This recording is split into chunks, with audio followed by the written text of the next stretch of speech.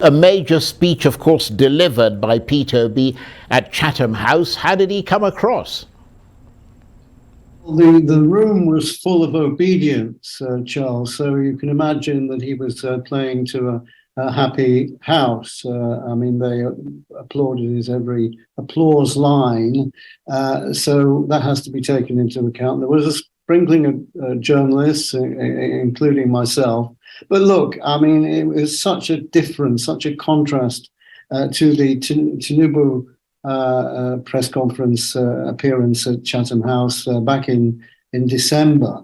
I mean, this guy, first of all, he stood up for the whole of his speech. He didn't stick to the script.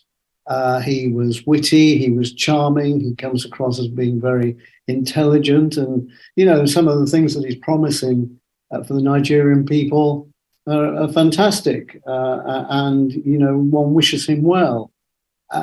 But as I asked him at the start of that interview, where's the money going to come from? With you know, inflation running at 20%, growth at around 2-3% for Nigeria. I mean, he's proposing plans of billions and trillions of dollars. But you know, for the faithful, that didn't matter too much. And the reaction on the internet has been amazing. I mean, he's very much a man of social media, but I'm looking at tweets now from clearly supporters. One said it's the best address he's ever given to anywhere, even in Nigeria. It was fresh, it was precise, it hit the bullet points.